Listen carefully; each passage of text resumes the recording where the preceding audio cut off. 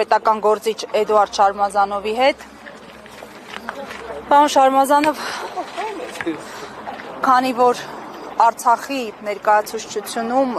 խուզարկություն է ընթանում քննչական գործողություններ, այս համատեքստում փաստացի կարող ենք արձանագրել, որ Արցախի հարցը ինչքան էլ փորձում են հայտարարել, որ պետք է փակվի, շարունակում է բաց մնալ եւ այսպես հանգիստ չտալ նաեւ իշխանություններին, անդրադառնալով հենց նաեւ այս համատեքստում վերջին բանակցային փաթեթների հանրայնացմանը եւ ընդդիմության եւ իշխանության կողմից ձեր գնահատականը որն է եւ հեն մարգինալ տարբեր անձնավորությունները, որոնք փորձում են հավասարության նշան դնել իշխանությունների եւ ընդդիմության միջև, ինչ են ուզում շահել այս process-ում։ Ձեր կարծիքով ու կարծում շատ ճիշտ է ներկայացնում այդ մարգինալ ճակերտավոր ընդդիմադի որոշ շրջանակների նպատակը տողտոր ջրում զույգ բռնելն է։ Տեսեք, բոլոր նրանք, ովքեր որ քննադատում են եւ մեղադրում են Փաշինյանին բանակցությունները փակուղի տանելու եւ 19 թվականի առաջարկներից հրաժարվելու պահով ճիշտ են անում, բայց նրանք նաեւ որ ովքեր որ համ Փաշինյանին են մեղադրում, համ Ձեռի հետ փորձում են խեղաթյուրել իրականությունը եւ ստվեր գցել Հանրապետականի ու Սերժ Սարգսյանի վրա, թե իբր թե դե չգնաց լուծումների Հանրապետականը, Սերժ Սարգսյանը չգնաց լուծումների, Նիկոլին ի սկզբանե ասում են հողատու, նրանք էլ լկտի ստում են։ Նախ առաջինը Սերժ Սարգսյանը երբեք չի հրաժարվել բանակցային փաթեթից, երբեք ԵԱԿ Միսկի խմբի համանախագահության 2008-18 թվականին չի եղել որևէ փաթեթ, որտեղ առաջարկ փաթեթ պաշտոնական, որից Սերժ Սարգսյանը հրաժարվի։ Ընդհակառակը դրանից հրաժարվել է Ադրբեջանը եւ 16 թվականի ապրիլին դրա մասին խոսեց պարոն Լավրովը, Ռուսաստանի արտգործնախարար, 16 թվականի պատերազմից հետո առաջարկված non-paper բանով ձևաչափով առաջարկը, որը Կրակովում մի էջի վրա տրվեց, էլի Հայաստանը ընդունել է որպես բանակցության հիմք, Ադրբեջանն է մերժել։ Ավելին, Սերժ Սարգսյանի բանակցային ժառանգության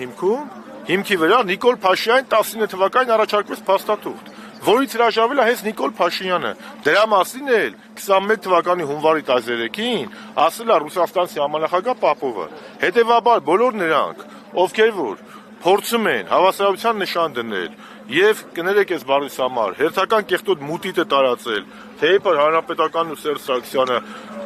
կառուցողական փոխզիջումային տարբերակից հրաժարվել են, նրանք նենգաբար ստում են ու նիկոլական թեզերն առաջ քաշում։ Պաշտոնապես հայտարարում եմ,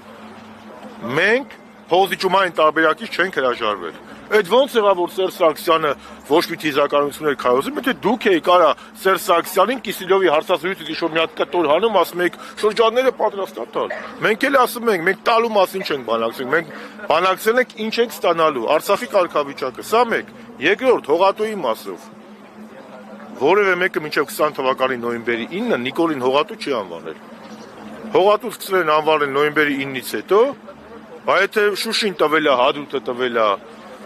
ինչ պետք է անվանեին, պետք է անվանեին խոսքի Նիկոլ Փրկիչ, թե Նիկոլ Ազատագրիչ։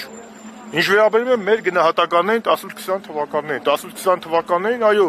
մեկն էլ ես շատ խիստ քննադատել եմ Փաշինյանին, բայց ինչի համար, որ ինքը փոխել է բանակցային ձևաչափը, որ ինքը ոչ թե Սերժ Սարգսյանի բանակցային ժառանգությունն է հիմք ընդունել, իսկ Սերժ Սարգսյանի բանակցային ժառանգությունը դա համանախագահ երկրների առաջարկներն էին, այլասրա ես սկսում եմ իմ զրոյական կետից։ Բայց չքննադատեի, իսկ այդ գործիչներից մեկը, որ պարլամենտում էր, քննադատում էր այդ ժամանակ։ Այո, իսկ երբ որ մենք ասում ենք, որ Լավրովը ասում է, որ առաջարկություններ ենք ներկայացրել, իրանք չեն կանոնում ասում, մենք մեր արտգործնախարարին ու վարչապետին վստահում ենք։ Իսկ նոյեմբերի 9-ից հետո էլի վստահեցիք, իսկ երբ որ Լաչինը հանձնում էր, մենք ասում ենք Լաչին ինչու է հանձնում, ասում եք դա է միջանցքային տրամաբանության այլընտրանքը։ Հիմա Լաչինն էլ հանձնեց։ Ամբողջ Արցախն էլ հանձնեց, միջանցքն տալիս է։ Հետևաբար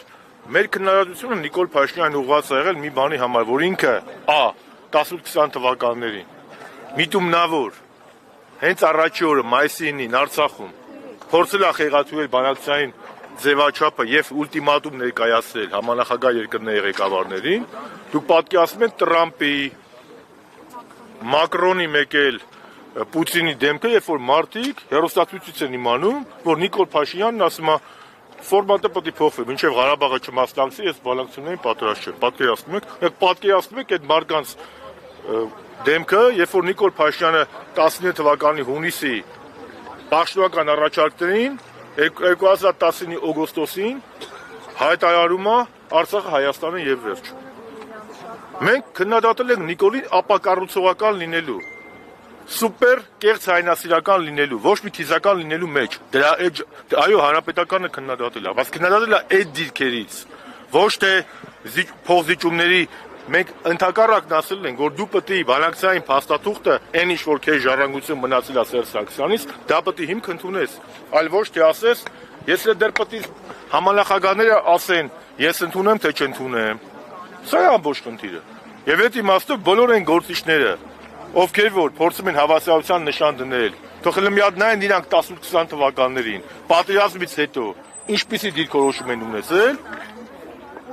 նոր մտածեն ինչ-որ բան խոսելու մասին։ Հանրապետականը 18-20 թվականներին ունեցել է պետականամետ դիրքորոշում եւ կողմ ա եղել փոխզիջումների միջոցով խնդրի լուծմանը, որտեղ այո կարմիր գիծ ա եղել, մեր կարմիր գիծը Արցախի ժողովրդի դիրքորոշման իրավունքն է եւ հանրակրվեով կարգավիճակի վերջնական որոշումը։ Բ. Սերժ Սարգսյանի իշխանության շրջանում երբեք պարոն նախագահը չի հրաժարվել փոխզիջումային տարբերակից, որի մասին խոսել է եւ Լավրովը, եւ 21 թվականին Պապովը, եւ երրորդ հողատու ասել ենք այո։ Երբ որ կապիտուլյացիա է բերել, թող ազատագրեր, ասենք ծափահարենք sense։ Ինչի մասին։ Եվ այդ ձևի կարծիքների արտահայտողները ժողովուրդ իմ համար ավելի վտանգավոր են, քան ԿՊԱ-ականները, որովհետեւ նրանք մոլորության մեջ են գցում հանրությանը։